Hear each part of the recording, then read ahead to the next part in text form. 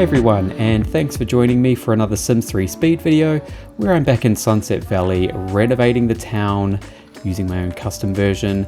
Now today I'm building a bakery, and I just want to say quickly that the version of Sunset Valley that I'm using, I will probably put that up for download soon. I've been making some minor tweaks to it here and there as I've been building the lots, just to kind of fix issues like uneven terrain and things like that. But I'm happy to put I guess an unfinished version up on Sunset up for download if you're interested in it. And yeah, I mean, because I'm uploading these lots and some of them are on lot sizes that are very niche, and so they probably won't serve any use in, I guess, other worlds or even, you know, the vanilla Sunset Valley.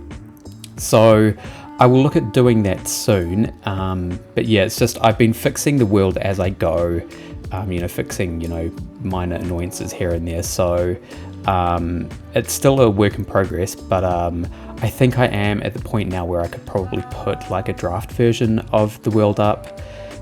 So yeah, just keep your eyes peeled. It will become available soon. I'll probably just want to do one more quick sweep of any sort of significant issues that I see before I do upload a version of it. Now, the bakery that I'm building here is a very small lot. I don't think bakeries need to be very big, and so I was happy to, you know, put the bakery on this tiny little lot here. Now, in the last Sunset Valley video that I did, I mistakenly referred to the festival grounds as being the next build and the festival grounds being the runner-up in the poll when it clearly wasn't. And I even put the poll on screen and I still said that festival grounds were the runner-up when it was actually bakery that was the runner-up. So a big brain fart on my end, so apologies for the confusion. Yeah, sometimes I am a bit stupid and I do things like that, but yeah, we can just learn from them, maybe not, and then move on.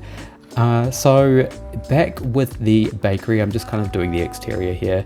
It is going with the style that I've been doing for the builds in Sunset Valley recently, more of the kind of the older small town America type of buildings.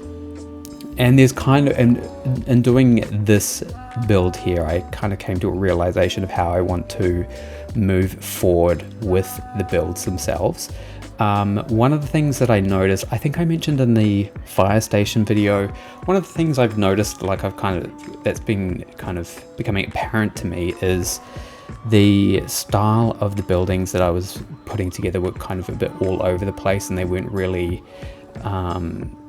they didn't really have a cohesive look that I really want to have for Sunset Valley. So, and you know, and a result of that is me wanting to revise some of the builds that I've already built. And so to avoid that happening in future as much as possible, because I don't want to be redoing the same lot over and over again, I'm going to focus more on areas of Sunset Valley rather than just building on the empty lots first, which was my initial plan. I'm going to focus more on the spaces. So for example, where the bakery is right now, the next building I'm going to move on to is the Bistro next door, which is also part of this video, but it was such a small tweak that I made to it that it doesn't deserve its own video. I think it's only like 5 minutes of footage. But then after that, I'm going to do the festival grounds because that was also on the poll. And you know, I kind of already have that footage there, but then the video after that will be redoing the exclusive lounge, because even though I really like that building and I, you know, really like what I did with the interior, I just feel like it looks really out of place. The color scheme of it and the overall shape of the building, I don't think the shape of the building really utilizes the land space that well. So I will be redoing that one, and I'm actually in the middle of doing it at the moment. I haven't really touched it since the weekend, but it is definitely on my list of things to do. So that will be coming up shortly, and then moving forward, rather than, yeah, sort of building on just the empty lots, I will be focusing on specific areas so that I can ensure that the community lots complement each other quite nicely, and they look relatively seamless and harmonious together. So yeah, that's those are the future plans for the Sims 3 videos, and this is like a really big project, and I didn't actually realize how big it was going to be when I first started it, but it's going to take a lot of work, and it's going to take me a really long time to actually get it to a somewhat completed state. I may end up getting to the point where I do the community lots, which I think are the lots that need the most work, or at least in my opinion are the most important things to work on, and then I might release like a final version, and I will upload like renovations of houses as I go, because I'm not playing The Sims 3 at the moment, and to be honest I really do want to start playing it again, but I don't want to play it in an incomplete state. Or at least to the point where the community lots are incomplete, because the way I play The Sims 3 is, especially when it comes to how Sims living in houses and stuff, I like to make adjustments to the houses based on the Sims that live there and kind of what's going on in their lives at the moment, or at that moment in time. And because I'm not playing it, I can't really do it that way. I could, actually I don't even know what I could do. And that's much more down the line anyway, so I think I'm just not going to talk about it anymore, but just some inner ramblings of mine.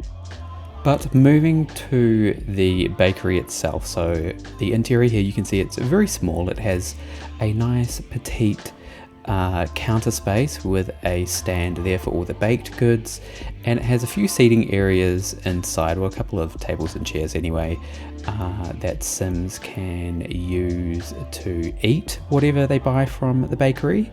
And then there is also some seating areas outside that I place kind of all around the building really. And it really didn't take me long to put together, and I was looking at some reference photos to try and get some inspiration for how to do the interior of this build.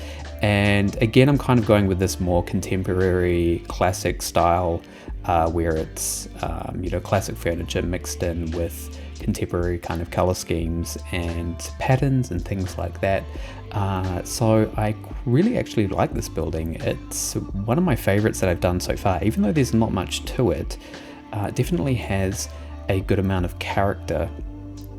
And yeah, it was definitely a pleasure to put together. The color scheme that I'm using on the interior is like a deep blue paneled wall, and there are some kind of gold accents which I'm putting on here. Now they are very saturated to start with, the gold accent, but I do tone them down a little bit later because they do end up showing, appearing very bright. But I figured because they were a little bit overpowering, I just did decide to tone them down a little bit. I'm recoloring the chairs here. I'm putting a nice little pattern on the cushions. The floor, which I was talking over about something else before, but the floor is actually a tile that is bordered with it's like a small tile that is bordered with a darker, larger tile, and then the counter space has a much larger tile in front of it. So with the gold accents, I bring those to the shelves and the counter here. The counter, I initially went with a darker countertop, but then I changed it to white. The only issue I have with the white countertop is that it is kind of blinding to look at. I think just because there's a lot of windows in this particular area of the build. It does make the countertops really bright, which you can see here. One of the things that I need to do is install something that removes the bloom from the game, which kind of contributes to the blindingly white textures that sometimes appear on countertops, and I think some other objects as well. I just haven't installed it yet, but actually when I was doing this build, it was really bothering me, and then I saw there was a fix for it, so I will eventually install that in my game soon. Just, yeah, not really a priority at the moment. Probably I'll do it next time I have to build with a white countertop. And behind the counter, I'm doing like another paneled wall, but more of like a modern looking paneled wall. And also we've got some like blackboards up on the wall there that kind of showcase what the bakery is selling. And then here I am adjusting the gold accents to the windows, or the gold trim on the windows, just toning that down a little bit so it's not so bright. I mean, the brighter tone looks fine, but again, like, I just wanted things to be a little more muted rather than kind of in your face bright. Even though Sunset Valley is known for having quite bright eccentric colors, I am toning those down a little bit when I come across them, or when I am trying to emulate the Sunset Valley style. I am using kind of less saturated, crazy colors. But I do like the color schemes of Sunset Valley builds. I don't like really hate on them that much. I know they get a lot of flack, but I think it adds to the character of Sunset Valley. But yeah, sometimes it can be a little bit over the top, and so when necessary, I will tone them down. So I'm going in with some clutter for the bakery now, and I'm just using the objects that came with the store set, going in with these fake pies. So Sims can't actually eat those pies, but if you do want to sell your own baked goods, then it's just a matter of deleting those pies and putting your own stuff in there. Same with the shelves. These shelves are empty for now, but in one of the shelves I do put some of those flour bags on, just to make them look somewhat used. Yeah, and then over in the space here, I was kind of wondering what to put there, and I realized that there was really nowhere to get coffee in this place. And so I thought, it'd be a good idea to put a coffee machine there. It's kind of what I've been doing with some of the community lots, where I do want there to be coffee available, but I don't want to put a coffee bar in, because then that will generate an NPC. As far as I'm aware, it'll generate an NPC, and to keep the game running relatively smoothly and not having this world need to generate a million NPCs, where I want coffee to be on a lot, I'm just going to make it self-service. And I think that's a nice compromise anyway. And then I'm putting in the sideboard next to the entrance, and then coming over to this space again where the coffee is, and just adding a lamp and a nice little plant. It's also got a nice mirror above the cabinets as well, and then yeah, this kind of fills out the space quite nicely. Adding in some mugs for Sims to kind of help themselves with. Seems a bit unconventional. I don't think I've ever seen anything like that in real life. Certainly not in the bakery, but it's The Sims, and it serves a purpose. So yeah, just adding in an extra shelf there as well, and then doing the ceiling tiles. And I'm going with this cream ceiling tile here with a darker tone for the trim, or the bordering of the ceiling tile. Looks quite nice. And then while I was building the bakery, I actually kind of forgot to put in a space where Sims can actually do the baking, and so I made a compromise by shrinking down the bathroom a little bit. So there is one bathroom, and I shrunk that down and just put in a fridge and the baker's oven. There is a staircase that goes upstairs, but of course the upstairs is not furnished at all. And again, that's just to save on resourcing and just to make the lot a little less resource intensive. So yeah, the stairs don't go up to anything, and I put a hidden room marker up on the second level, and also like a skip level marker as well, so you won't even see it when you're playing in the lot. So moving on to the exterior, and we've got some tables and chairs, and these came from the store. There is part of like a Sims 1 set. I don't know what the set's actually called, but they're like a throwback to some Sims 1 objects, and yeah, I really like them. I think they suit like a classic kind of bakery look really well. And I'm just trying to place the tables and chairs down, but I was having some issues with the terrain just being uneven. The slot is actually on some pretty uneven terrain, and I kind of just had to work with it. I mean, I could have gone back into Creator World and flattened a lot more, but dealing with uneven terrain in Creator World can actually be a bit of a pain, especially in pre-made worlds like Sunset Valley, where everything is kind of already there and placed, and so if you make any adjustments to the terrain levels, then it can kind of screw everything else up, and then you need to kind of go through and adjust terrain in all sorts of different places. So if I can avoid doing it, then I will.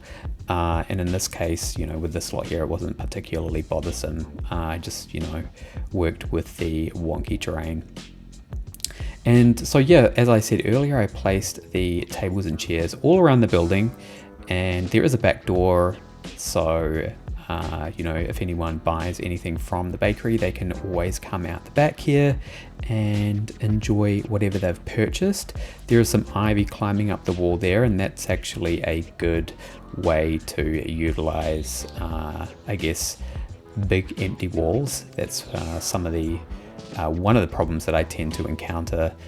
While it can be nice to put windows everywhere, sometimes windows just don't make sense in some places, and looking at buildings in real life, some buildings do just have big blank walls.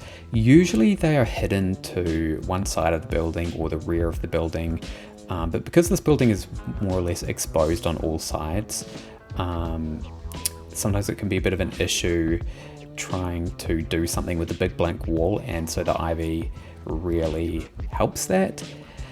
But yeah, now I'm moving on to the bistro, and yeah, I'm just doing some really minor edits to the bistro. One of the things that I wanted to do with the bistro was move it closer to the bakery so that it created this alleyway look in between the two buildings. And yeah, so I've done that now, and now I'm just tidying up the landscaping and filling in the grassy patches, because I do want this area to look more urban, and especially with the alleyways that I'm trying to create here, just the random grassy patches just weren't really making sense.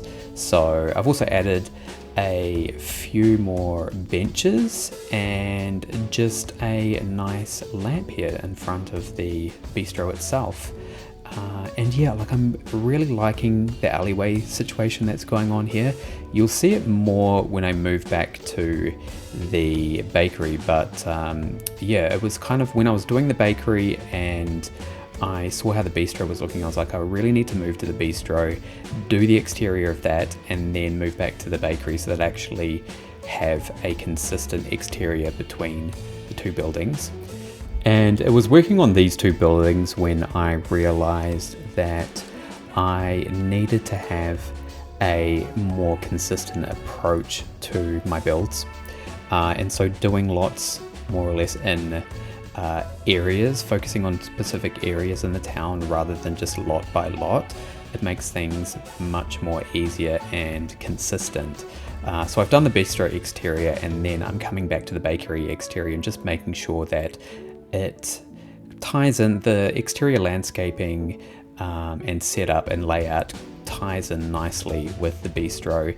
And then when I redo the lounge, that also ties in with what I've done with the bistro and the bakery. So things are a lot more seamless and yeah, just nicer looking. So it's pretty much a lot of the same landscaping. You know, we've got these nice ornament pear trees, which I really like to use, and also the tree guards as well. So taking inspiration from the bistro, because I feel like the bistro had nice landscaping, and I've said this before that I don't actually think that the EA landscaping is that bad, particularly in this area of town. And so I've, you know, emulated that style as much as I could over here, and that is something that I'm going to continue to do throughout the town centre. And here we are at the panning shots, and as of now I don't actually have a name for this bakery, so it's a mystery to me. And yeah, by the time I upload this video and put in a download link in the description, there will be a name for the bakery. But I'm going to leave you to enjoy these panning shots and say thanks so much for watching. It's been a pleasure to bring this to you as always, and until next time, I will talk to you later.